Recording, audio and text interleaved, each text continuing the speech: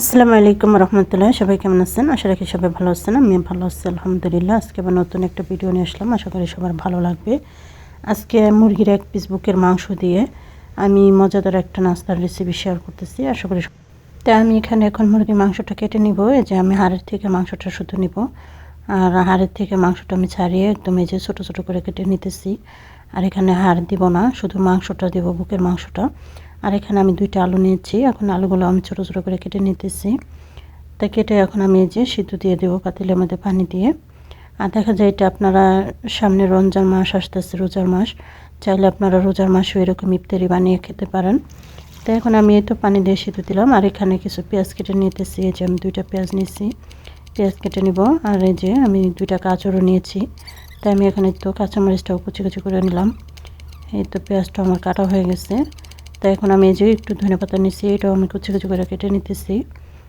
তারপর আমি এই যে গাজর, আমি 2টা গাজর নিয়েছি, গাজরটা আমি গ্রেট করে নিতেছি। আর এটা আমি বেশি দেব না, গাজরটা আমি একদম খুবই অল্প দেব। তাই তো আমি সব কিছু কেটে নিলাম। এখানে মাংসটা আর যে আলুটা সিদ্ধ হইতেছে, আমি এখানে কোনো কিছু দিনে শুধু লবণ দিয়ে আমি সিদ্ধ করলাম। এ তো সিদ্ধ হয়ে গেছে। এখন আমি এটাকে একটু ভালো করে চিটকিয়ে নেব। আর দেখেন আপু ভাইয়েরা, যারা আমার ভিডিওটা দেখবেন, ফুল ভিডিওটা দেখে লাইক কমেন্ট করে দিবেন। ভিডিও না দেখে কখনো লাইক কমেন্ট করবেন না, তাহলে আপনারও ক্ষতি আমারও ক্ষতি। যারা ইউটিউব থেকে দেখবেন তারাও ভিডিওটা ফুল দেখে লাইক করবেন, আর যারা ফেসবুক থেকে দেখবেন তারাও ফুল ভিডিও দেখে সুন্দর গঠনমূলক একটা কমেন্ট করে একটা লাইক দিয়ে দেবেন সবাই। তাই তো আমার চটকানো হয়ে গেছে। তাই এখন আমি এখানে পেঁয়াজ কুচি দিয়ে দিলাম, তারপর কাঁচামরিচ কুচি, তারপরে যে গাজর আমি গ্রেট করে রেখেছিলাম সেটা, ধনিয়া পাতা কুচি, তারপর স্বাদ মতো লবণ, হলুদের গুঁড়া হাফ চামচ চিলি ফ্লেক্স, জিরার গুঁড়া, ধনিয়ার গুঁড়া, গরম মশলার গুঁড়া। আর এখানে আমি কিন্তু সব পরিমাণ মতো দিয়েছি হাফ চামচ করে। তাই এখন আমি ভালো করে ছিটকিয়ে নিতেছি। আর এখানে আমি একটা গরম মশলার গুঁড়া দিছি। আর এই গরম মশলাটার গুঁড়াটা দেওয়ার কারণে এটা খুবই ভালো একটা সেন্ট আসতেছিল, আর এটা খেতেও খুবই মজা হয়েছিল। অবশ্যই গরম মশলার গুঁড়াটা দিবেন, তাহলে খেতে অনেক ভালো লাগবে। তাই এখন এটা আমি ভালো করে চিটকিয়ে নিতেছি। চিটকিয়ে তারপরে আমি এটা শেপ দিয়ে নেব, ডোনারের শেপ।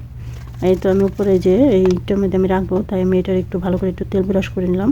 আর এখানে আমি একটা ঢাকনা নিয়েছি, বয়মের মুখা নিয়েছি, এটা দিয়ে আমি শেপ দিব, ডোনারের শেপ। এই যে আমি এরকম করে তারপরে মাঝখানে একটু করে তারপরে এই যে আমি ডোনারের শেপটা দিয়ে দিলাম।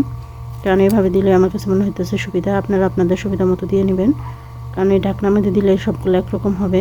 তাই আমি কিছু ডোনারের শেপ দিব, আবার কিছু আমি এমনি যেরকম আলুর চপ করে সেরকম শেপ দিব। দিয়ে এই তো আমার সবগুলো বানানো হয়ে গেছে এই যে। তো এখন আমি এটা 1 ঘন্টার জন্য ফ্রিজে রেখে দেব। 1 ঘন্টা আমি ডিপ ফ্রিজে রেখে দেব। তাই এই যে 1 ঘন্টা পরে এই যে আমি নামিয়ে নিয়েছি এখন। আর এটা কিন্তু 1 ঘন্টা ডিপ ফ্রিজে রেখে দেবেন, তাহলে ভালো হবে। তা আমি এখানে এই যে বেডকাম নিয়েছি আর একটা ডিম নিয়েছি। আমি এখানে বেডকামটা এটা আমি কেনাটা বাইরে থেকে কিনে নিয়ে এসেছি।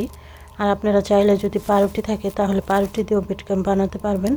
তো এখন আমি ডিমটা এই যে ফেটিয়ে নিলাম, তারপরে যে আমি একটা টোনার নিলাম, এখন সুন্দর করে কোট করে নিতেছি। এই দেখেন আমি ভালো করে ঘুরিয়ে ঘুরিয়ে কোট করে নিলাম। এখন এই যে আবার একটা নিলাম, এই যে আমি ডিমের চুপে আবার এখানে বেডকাম দিয়ে ঘুরিয়ে এই যে কোট করে নিয়েছি। এই যে আমার সবগুলো বানানো হয়ে গেছে। তা আপনারা এখানে দেখা যায় সামনে যেহেতু রোজার মাস আসতেছে, তা আপনারা এগুলো বেশি করে বানিয়ে ডিপে রেখে এরকম করে রোজার মাস পুরোটা আপনারা দেখা যায় খেতে পারেন। আর এখানে এই তো আমি এই যে এখন তেল দিয়ে দিলাম ফ্রাই প্যানে। আর দেখা যায় এইভাবে করে আপনারা বানিয়ে রাখলে দেখা যায় ইফতারের সময় আপনাদের কোনো ঝামেলা হবে না, শুধু ভেজে আপনারা খেতে পারবেন। আর অনেক সময় দেখা যায় বাচ্চাদের টিফিনও দিতে পারবেন, এটা বাচ্চারা অনেক পছন্দ করে খাবে। তাই তো আমি এই যে এগুলো ভেজে নিতেছি, এই যে এই তো আমি উল্টে পাল্টে সবগুলো ভেজে নিতেছি। আর আমার আপু ভাইয়েরা যদি আমার ভিডিওটা ইউটিউব থেকে দেখেন তাহলে লাইক দিবেন, চ্যানেলটা সাবস্ক্রাইব করবেন। আর যদি ফেসবুক থেকে দেখেন আমার পেজটা ফলো দিয়ে সুন্দর একটা গঠনমূলক একটা কমেন্ট করবেন আর একটা লাইক দিয়ে দিবেন। তাই তো আমি এই যে সবগুলো ভেজে নিতেছি। আর আজকে আমার এই ইফতারি বলেন কিংবা নাস্তা বলেন, যেটাই বলেন, আমার আজকে এইটা কেমন হলো রেসিপিটা কমেন্টে বলবেন। আর এভাবে সবাই বানিয়ে খাবেন। আর এই নাস্তাটা খেতে খুবই মজা হয়েছিল, খুবই ভালো লাগছিল। একদিন বানিয়ে খেলে বুঝতে পারবেন, বিশেষ করে গরম মশলাটা দিবেন তাহলে বেশি ভালো লাগে। তো এই তো আমার নাস্তাটা রেডি, সবাই ভালো থাকবেন, আল্লাহ হাফেজ।